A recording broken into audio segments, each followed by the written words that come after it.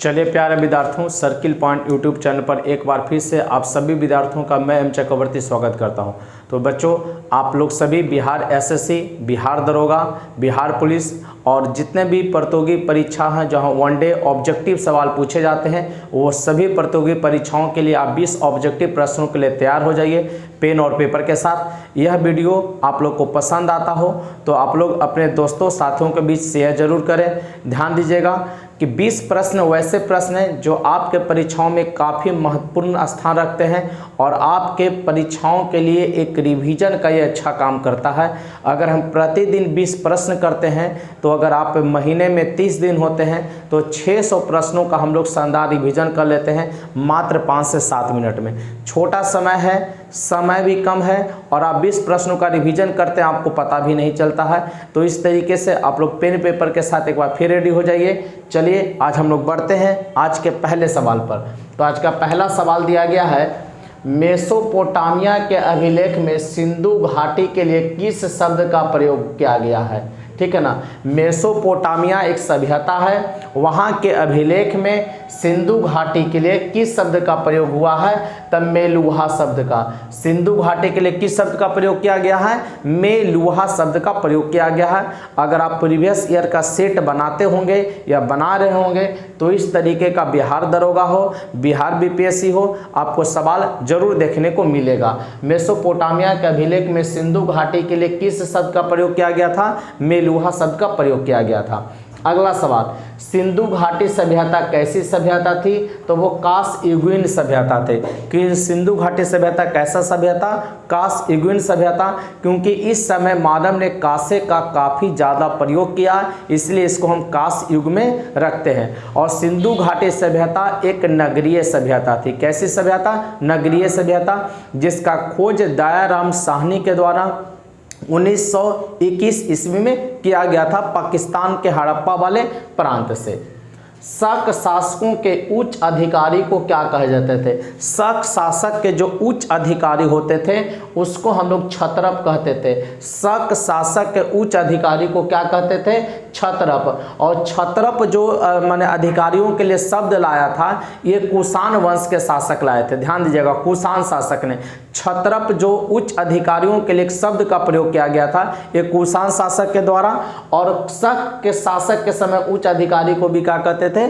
क्षत्रप कहते थे। चंद्रगुप्त प्रथम का विवाह किसके साथ हुआ था? लिच्छवी की राजकुमारी कुमार देवी से। लिच्छवी की राजकुमारी कुमार देवी से चंद्रगुप्त प्रथम का विवाह हुआ था। चंद्रगुप्त प्रथम गुप्त साम्राज्य का वास्तविक संस्थापक माना गया है। 319 ईस्वी में जब वह गद्दी पर बैठता, गुप्त साम्राज्य की गद्दी पर बैठता है, तो एक संवत चलाता है जिसका नाम दिया गुप्त संवत। ध्यान रखेंगे, गुप्त संवत। समुद्रगुप्त का ही चंद्रगुप्त प्रथम का पुत्र हुआ समुद्रगुप्त। चंद्रगुप्त प्रथम का पुत्र कौन हुआ? समुद्रगुप्त। समुद्रगुप्त को अपने को लिच्छवी दौहित्र कहा है, क्योंकि इसकी माता लिच्छवी की थी राजकुमारी। माता कहाँ की थी? लिच्छवी। तो समुद्रगुप्त का ननिहाल कहाँ हुआ? लिच्छवी। तो इसीलिए लिच्छवी दौहित्र मतलब लिच्छवी का नाती, जो कि चंद्रगुप्त प्रथम का पुत्र समुद्रगुप्त ने अपने आप को कहा है, तो ये भी ध्यान रखिएगा। महाराजा धीराज का उपाधि धारण करने वाला प्रथम गुप्त राजा कौन था? चंद्रगुप्त प्रथम था। महाराजा धीराज का उपाधि धारण करने वाला प्रथम गुप्त राजा पूछेगा कौन? तो चंद्रगुप्त प्रथम। समुद्रगुप्त को किसने भारत का नेपोलियन कहा था? ध्यान दीजिएगा, इसके विजय अभियान के कारण, जो कि लगभग 100 युद्धों को जीता है, तो विजय अभियान के कारण भारत का नेपोलियन किसने कहा? B.A. स्मिथ ने। इतिहासकार B.A. स्मिथ ने समुद्रगुप्त को भारत का नेपोलियन कहा है। और समुद्रगुप्त ने स्वयं को लिच्छवी दौहित्र भी कहा है, लिच्छवी का नाती, क्योंकि समुद्रगुप्त की जो माता थी वो लिच्छवी की राजकुमारी कुमार देवी थी और पिता का नाम चंद्रगुप्त प्रथम। आप समझ ही गए होंगे। कविराज का उपाधि किस गुप्त राजा को मिला है? कविराज को उपाधि किस गुप्त राजा को दिया गया है? समुद्रगुप्त को। कविराज को उपाधि किस गुप्त राजा को? समुद्रगुप्त को दिया गया है। कहेगा किस गुप्त शासक को सिक्का पर बीना बजाते हुए दिखाया गया है? समुद्रगुप्त का। समुद्रगुप्त के विजय अभिलेख का जानकारी कहाँ से मिलेगा? तो प्रयाग प्रशस्ति अभिलेख से, जो कि समुद्रगुप्त के दरबारी कवि हरिसेन ही प्रयाग प्रशस्ति अभिलेख के रचना किए थे संस्कृत भाषा में। ये भी ध्यान में आपको रखना होगा। किस गुप्त राज शासक ने दिल्ली में कुतुब मीनार के पास में, किस गुप्त शासक ने दिल्ली में कुतुब मीनार के पास में महरौली लौह स्तंभ का निर्माण करवाया, जिसमें विक्रमादित्य की विजयों का उल्लेख किया गया है? तो चंद्रगुप्त द्वितीय ने। चंद्रगुप्त गुप्त साम्राज्य का काफी शक्तिशाली शासक हुआ चंद्रगुप्त द्वितीय, जो कि महरौली स्तंभ लेख का निर्माण करवाता है। ये कहाँ है? दिल्ली में है महरौली स्तंभ लेख, कुतुब मीनार के पास में है। और महरौली स्तंभ लेख का देखेंगे, ये लगभग 500 ईस्वी के आसपास बना होगा। उसी समय इसका शासन रहा है 400 के आसपास चंद्रगुप्त प्रथम का, ठीक है, चंद्रगुप्त द्वितीय का। तो 400 से 500 ईस्वी के आसपास समझिए कि यह बना हुआ था महरौली स्तंभ लेख, और अभी तक खुले आसमान में, मतलब समझिए कोई इसका घेराबंदी नहीं किया गया, खुला हुआ है, और इस लोहे में जंग नहीं लगा है। इसकी सबसे बड़ी खासियत है, क्योंकि आप जानते हैं कि लोहा को अगर हम बाहर छोड़ेंगे तो नमी पकड़ेगा, नमी पकड़ने से जंग लग जाता है। 95% वो कार्बन से बना हुआ है, ठीक है, और अभी तक उसमें कोई जंग नहीं लगा है। यह एक अपने आप में आश्चर्य की बात है। महरौली लौह स्तंभ लेख में अभी तक जंग नहीं लगा है, यह अपने आप में आश्चर्य की बात है। क्वेश्चन पूछ सकता है कि कुतुब मीनार का निर्माण कौन करवाया? कुतुबुद्दीन ऐबक। कुतुब मीनार का निर्माण कौन करवाया? कुतुबुद्दीन ऐबक, जो कि उसका नींव डालने का काम करता है। अगर यही पूछेगा कि उसको पूरा करवाने का काम कौन करता है, तो इल्तुतमिश। कौन करता है? इल्तुतमिश। विक्रमादित्य, तो चंद्रगुप्त द्वितीय को ही हम क्या कहते हैं? विक्रमादित्य कहते हैं। चंद्रगुप्त द्वितीय को ही हम विक्रमादित्य कहते हैं। शकों को हराने के बाद वह विक्रमादित्य का उपाधि धारण करता है चंद्रगुप्त द्वितीय। किस गुप्त राजा ने सर्वप्रथम चांदी का सिक्का जारी किया था? कौन गुप्त राजा है जो सबसे पहले चांदी का सिक्का जारी किया? चंद्रगुप्त द्वितीय। चंद्रगुप्त द्वितीय। अब ध्यान रखिएगा, चंद्रगुप्त द्वितीय को ध्यान दीजिएगा। चंद्रगुप्त द्वितीय को विक्रमादित्य तो कहते ही हैं, और चंद्रगुप्त द्वितीय जो सबसे पहले चांदी का सिक्का जारी किया, तो कहेगा गुप्त काल में चांदी के सिक्का के लिए कौन शब्द आया था? तो रूपक। गुप्त काल में चांदी के सिक्का के लिए कौन शब्द आया? तो रूपक शब्द आया था। कौन सा शब्द? रूपक। सोना के सिक्का को दिनार कहते थे। सोना के सिक्का को दिनार। महेंद्रादित्य एवं श्री महेंद्र का उपाधि किस गुप्त राजा ने धारण किया था? महेंद्रादित्य और श्री महेंद्र का उपाधि किस गुप्त राजा को धारण किया? तो कुमार गुप्त ने। किसने धारण किया? कुमार गुप्त ने। कुमार गुप्त ही वह राजा है जो कि नालंदा विश्वविद्यालय का निर्माण करवाया था। पूछेगा नालंदा विश्वविद्यालय का निर्माण कौन करवाया? कुमार गुप्त करवाया। और उसी नालंदा विश्वविद्यालय को नष्ट करवाया था बख्तियार खिलजी। बख्तियार खिलजी, मोहम्मद गौरी का सेनापति बख्तियार खिलजी उसको क्या करता है? नष्ट करवाने का काम करता है नालंदा विश्वविद्यालय को। अगला, किस संशोधन द्वारा दिल्ली का नाम बदलकर दिल्ली एनसीआर किए जाने का प्रावधान किया गया? दिल्ली का नाम बदलकर दिल्ली एनसीआर किए जाने का प्रावधान किया गया? 69वां संविधान संशोधन 1991। 69वां संविधान संशोधन 1991 के द्वारा। और दिल्ली को राष्ट्रीय राजधानी का दर्जा भी इसी संशोधन के द्वारा 1992 में मिला। 1991 में संशोधन हुआ, 69वां संशोधन 1991, और 1992 में दिल्ली को राष्ट्रीय राजधानी, दिल्ली एनसीआर को राष्ट्रीय राजधानी का दर्जा दिया गया। ये भी ध्यान रखिएगा। संयुक्त प्रांत का नाम बदलकर उत्तर प्रदेश कब कर दिया गया? 1950 में। 1950 से पहले हम लोग उत्तर प्रदेश को संयुक्त प्रांत के नाम से जानते थे। किसके नाम से? संयुक्त प्रांत के नाम से जानते थे। तो उत्तर प्रदेश का पुराना नाम संयुक्त प्रांत 1950 में क्या बन गया? उत्तर प्रदेश बन गया।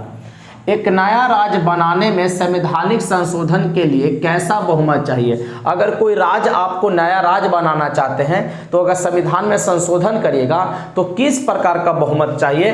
तो साधारण बहुमत। कैसा बहुमत चाहिए? साधारण बहुमत। साधारण बहुमत क्या हुआ? उपस्थित लोगों के आधा से एक ज्यादा मतदान को ही हम क्या कहेंगे? साधारण बहुमत। मतलब मान लीजिए 100 लोग हैं और 51 लोग अगर मतदान करते हैं तो आप इसको क्या कहिएगा? साधारण बहुमत कहेंगे। आधा से एक ज्यादा साधारण बहुमत कहलाता है। 2/3 अगर बहुमत आता है तो आप उसको पूर्ण बहुमत वाली सरकार कहते हैं या पूर्ण बहुमत कहते हैं। सभी के लिए एक कानून और एक न्याय तंत्र का क्या अर्थ है? सभी के लिए एक कानून हो और एक न्याय तंत्र हो, इसका सीधा अर्थ होता है विधि का नियम। विधि अर्थात कानून का नियम। मंडल आयोग ने पिछड़े वर्ग के लिए कितने प्रतिशत आरक्षण की सिफारिश किए थे? मंडल आयोग जो पिछड़े वर्ग के लिए आरक्षण की बात करते हैं तो कितने प्रतिशत आरक्षण की बात किए थे? 27%। मंडल आयोग ने पिछड़े जाति के लिए कितना? 27% आरक्षण की बात किए थे। मुस्लिम लीग की प्रत्यक्ष कार्यवाही दिवस की घोषणा के बाद बिहार में पूर्ण हड़ताल किस तिथि को हुआ था? मुस्लिम लीग जो कि प्रत्यक्ष कार्यवाही दिवस मनाने का घोषणा किया, उसके बाद बिहार में पूर्ण हड़ताल पूछ रहा कि कब हुआ है, तो 16 अगस्त 1946 को। 16 अगस्त 1946 को बिहार में पूर्ण हड़ताल करने का घोषणा लिया गया था मुस्लिम लीग के प्रत्यक्ष कार्यवाही दिवस की घोषणा के कारण। बिहार में द टाइम्स ऑफ इंडिया का प्रकाशन कब हुआ? बिहार में द टाइम्स ऑफ इंडिया का प्रकाशन कब शुरू किया गया? 1986 में। 1986 में। चुंबकीय क्षेत्र का इकाई आपसे पूछ रहा था, बहुत आसान क्वेश्चन, टेस्ला। आप लोग जानते हैं चुंबकीय क्षेत्र का इकाई क्या होता है बच्चों? टेस्ला। अगला सवाल देखें प्यारे बच्चों, जब कोई नदी मैदानों में प्रवेश करती है, मैदानी भागों में प्रवेश करती है, जब कोई नदी मैदानी भागों में प्रवेश करती है जहां इसके मरोड़ और विचलन विस्तृत मोड़ बनाते हैं, जब कोई नदी मैदानी भागों में प्रवेश करती है जहां इसके मरोड़ और विचलन विस्तृत मोड़ बनाते हैं, उसे क्या कहते हैं? तो उसे कहते हैं मीएंडर या विसर्प। मीएंडर या विसर्प। जब कोई नदी मैदानी भागों में प्रवेश करती है जहां इसके मोड़ और विचलन विस्तृत मोड़ बनाते हैं, उसे क्या कहेंगे? मीएंडर या विसर्प कहते हैं। अगला, मोहम्मद बिन तुगलक, ध्यान दीजिएगा, इसको शॉर्ट में एमबीटी भी बोलते हैं। मोहम्मद बिन तुगलक को शॉर्ट में क्या बोलेंगे? एमबीटी। एमबीटी ने, मोहम्मद बिन तुगलक ने बिहार के किस नगर या शहर को तुगलकपुर कर दिया था? उस शहर का नाम बदल कर क्या कर दिया था? तुगलकपुर। मोहम्मद बिन तुगलक ने बिहार के किस नगर या शहर को तुगलकपुर कर दिया था? तो दरभंगा। दरभंगा का मोहम्मद बिन तुगलक का नाम बदल कर क्या कर दिया था? तुगलकपुर। लेकिन पुनः हम लोग अभी इसको किस नाम से जानते हैं? दरभंगा के नाम से जानते हैं। मोहम्मद बिन तुगलक इतिहास में एक ऐसा शासक है जिसको असफलताओं का बादशाह भी कहते हैं, रक्त पिपासु का भी संज्ञा दिया गया है। और सबसे पहले सांकेतिक मुद्रा कौन चालू किया था? मोहम्मद बिन तुगलक। 2-3 कारण से काफी प्रसिद्ध रहा है। फिर कहेगा दिल्ली से दौलताबाद राजधानी कौन ले गया था? मोहम्मद बिन तुगलक। और सांकेतिक मुद्रा भी कौन जारी किया? मोहम्मद बिन तुगलक। तो बच्चों 20 प्रश्नों का हम लोग संधान प्रैक्टिस सेशन को आज यहीं पर समाप्त करते हैं। फिर हम लोग कल 20 नए प्रश्नों के साथ आपके साथ सामने होंगे। आप इसे याद जरूर कर लें। आपके सभी प्रतियोगी परीक्षा जिसमें जो आने वाला है आपके लिए हेल्पफुल होगा। तो कल के क्लास में हमारी मुलाकात होगी। तब तक के लिए जय हिंद, जय भारत, बेस्ट ऑफ लक।